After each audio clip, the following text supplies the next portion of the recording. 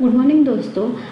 पिछली सेशन में हमने देखा कि पीएलसी क्या है, ऑटोमेशन क्या है, पीएलसी की टाइप देखे, उसका बेसिक आर्किटेक्चर देखा, मतलब उसकी ब्लॉक डायग्राम देखी, उसका उसे कैसे हम यूज़ कर सकते हैं, उसके एप्लीकेशन क्या है, उसके एडवांटेजेस क्या है, ये सब में हमने देखा। लेकिन आज हम देखेंगे कि पीएलसी के, जैसे मैंने कहा था कि पीएलसी एक सॉफ्टवेयर और हार्डवेयर का कॉम्बिनेशन है। हमने हार्डवेयर नहीं, लेकिन हम उसका सॉफ्टवेयर तो देखेंगे। सो हम पीएलसी के लिए मैं सीमेंट सॉफ्टवेयर यूज़ करती हूँ। वैसे तो पीएलसी के लिए बहुत सारे सॉफ्टवेयर है, जैसे कि है सीमेंट, हनीवेल है, एबीबी है, डेल्टा है, लीन है। ये सारे सॉफ्टवेयर हम पीएलसी के लिए यूज़ कर सकते हैं। लेकिन हमारे इंडस्ट्री में 45% हम सीमेंट पर वर्क करते हैं, बिकॉज सीमेंट एक टीआई पोर्टल है, मतलब इसमें स्कैडा है, एचएमआई है, वीसीएस है, ये सारे सॉफ्टवेयर हम इसमें वर्क कर सकते हैं। ओके, सो पहले तो हम ये दिख रहा है आपको एक विंडो है, जैसे हम इसे सिमुलेशन विंडो कह सकते हैं कि, और वेलकम विंडो भी कह सकते हैं। ओके, सो मैं कहती हूँ कि हमारी वेलकम विंडो एक, मतलब जब भी हमने सॉफ्टवेयर ओपन किया तो हमारी एक विंडो ओपन होती है। अब ये स्टार्ट है, ये तो हमें जो भी नहीं लगने वाला है, ये प्रोजेक्ट व्यू, मतलब तुम्हें प्रोजेक्ट का व्यू देखना है तो प्रोजेक्ट व्यू देख सकते हो। ये ओपन एग्जिस्टिंग प्रोजेक्ट, मतलब जो भी हमने पहले प्रोजेक्ट क्रिएट किया है वो हम ओपन कर सकते हैं। देन है हम क्रिएट न्यू प्रोजेक्ट। पहले तो हमें ये सीखना पड़ेगा ना, क्रिएट न्यू प्रोजेक्ट। सो पहले हम क्रिएट न्यू प्रोजेक्ट करते हैं। क्रिएट न्यू प्रोजेक्ट पर क्लिक करोगे तो तुम्हें एक विंडो ओपन होगी, मतलब क्रिएट न्यू प्रोजेक्ट, जो भी इस प्रोजेक्ट को नाम देना है। सो हम पहले पीएलसी बेसिक करते हैं। ओके, सो मैंने पहले पीएलसी बेसिक दिया। ओके, और ये पाथ दिख रही है, मतलब जो भी हमारा डेटा स्टोर होगा उसी ड्राइव के एक कुछ फोल्डर में होगा। सो इसकी पाथ है वो, जो भी हम सीमेंट का, जैसे कि आप 24 है, जो भी वर्जन है, मैं 15.1 यूज़ कर रही हूँ, मतलब 18 है, 19 वर्जन है, बहुत सारे वर्जन है। सो वो आप यूज़ कर सकते हैं, लेकिन मैं 15 वर्जन यूज़ कर रही हूँ। सो ये मेरा वर्जन है। ऑथर मतलब मैं जिसका आप जो भी आप प्रोजेक्ट डेवलप कर रहे हो, और कमेंट में आप कुछ भी लिख सकते हैं, जैसे मैंने लिखा कि बेसिक ऑफ पीएलसी। जो भी आप प्रोजेक्ट डेवलप कर रहे हो, जो भी प्रोग्राम डेवलप कर रहे हो, उसके बारे में भी लिख सकते हो। सो मैंने बेसिक ऑफ पीएलसी लिखा और मैंने मेरा प्रोजेक्ट किया। सो ये मुझे कह रहा है कि ऑलरेडी आपका इस नाम का प्रोजेक्ट है। सो मैं इसे नाम चेंज करती हूँ और क्रिएट प्रोजेक्ट किया करती हूँ। एक थोड़ा स्लोली वर्क करता है सॉफ्टवेयर। सो ये हमारा हो गया क्रिएट प्रोजेक्ट।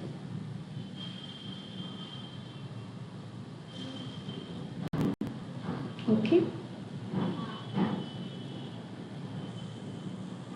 इसके बाद एक विंडो ओपन होगी, उसमें है स्टार्ट डिवाइस एंड नेटवर्क, जैसे कि कॉन्फ़िगर। पहले तो हमें एक कॉन्फ़िगर डिवाइस देखनी पड़ेगी। सो मैंने क्या किया, कॉन्फ़िगर अदर डिवाइस किया।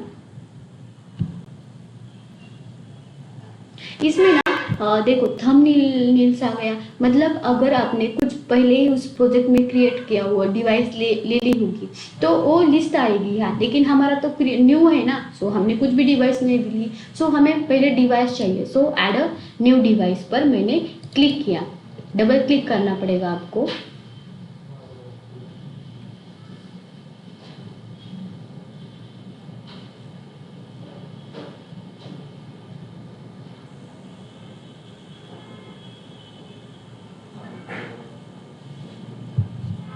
ओके, पहला आ रहा है आपका कंट्रोलर। मैंने बताया था कि पीएलसी के लिए पहले तो हमें कंट्रोलर लेना चाहिए।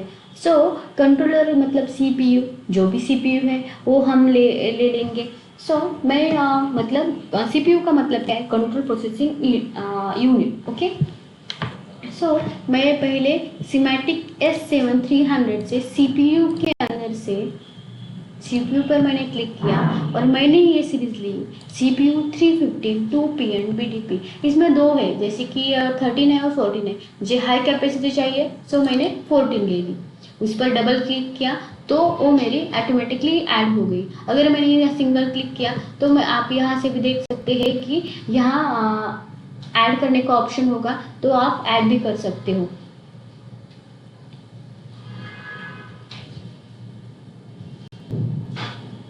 ये थोड़ा स्लोली ही वर्क करता है क्योंकि डिवाइस ऐड करने के लिए हमें थोड़ा सा टाइम लगता है। हम अब हमारी डायरेक्टली एक प्रोजेक्ट विंडो ओपन होगी, वहाँ हमारा सीपीयू ऐड होगा। अब सीपीयू तो हो गया, मैंने बताया था कि अगर हमें पीएलसी कंप्लीट चाहिए तो उसको पावर सप्लाई चाहिए, उसके इंटरफेस से ऑलरेडी कनेक्ट होती है, जो भी हमें इनविजिबल होती है, देन उसके लिए input output, analog input output और डिजिटल इनपुट आउटपुट। सो पहले हम लेते हैं पावर सप्लाई, मतलब जो भी हार्डवेयर, यहाँ हार्डवेयर कैटलॉग होता है उसमें पीएस मतलब पावर सप्लाई। सो मैं लेती हूँ, ये पहली सीरीज है, सो मैंने इसको लिया। हमारे पीएलसी को आप पावर सप्लाई बोलोगे तो 24 अराउंड 24 वोल्ट डीसी सप्लाई लगता है इन 2 कॉन्टैक्ट। सो मैंने पहले पावर सप्लाई लिया। सो अब मैं ले लूँगी डिजिटल इनपुट आउटपुट। सो मैंने यहाँ से फर्स्ट सीरीज से ले लिया।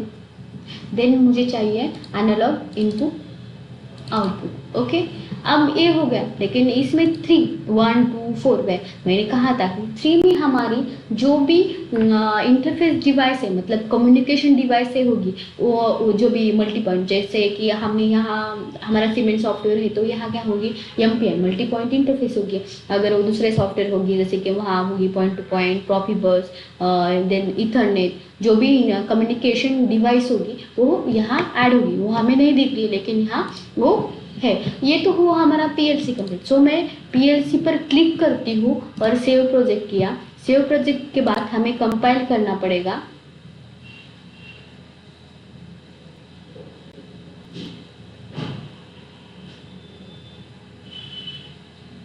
सो ये हो गया कंपाइल।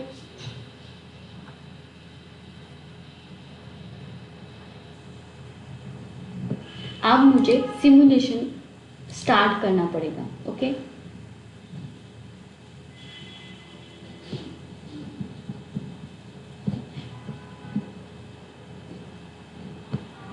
ये मैं क्लोज कर मिनिमाइज करती हूँ। मिनिमाइज करने के बाद और एक विंडो ओपन होगी।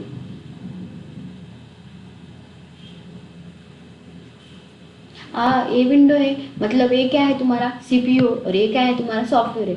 मतलब सीपीयू का जो भी डाटा है वो तुम्हें यहाँ का डाटा ट्रांसफर करने पड़ेगा। मतलब ये क्या है तुम्हारी कम्युनिकेशन डिवाइस, जो भी कम्युनिकेट डिवाइस है वो एमपी है। ये प्रोफिबस है, पीएनई मतलब पॉइंट टू पॉइंट है। सो यहाँ हमने एमपीआई सेलेक्ट किया और इसके बाद स्टार्ट सर्च किया।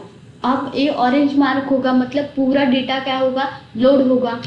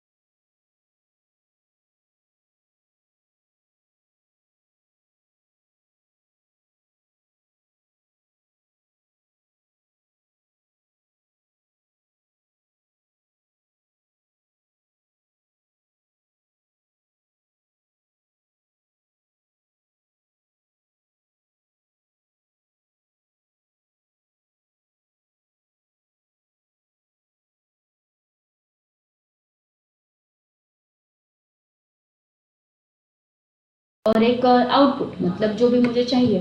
सो मैं क्या करती हूँ, इंस्ट्रक्शन में जाती हूँ, यहाँ बीट लॉजिक है, बीट लॉजिक में मैं एक एनो लेती हूँ, पर आपको ये जो भी रंग है पहले इसे सेलेक्ट करना पड़ेगा, और अब मुझे एक स्विच चाहिए।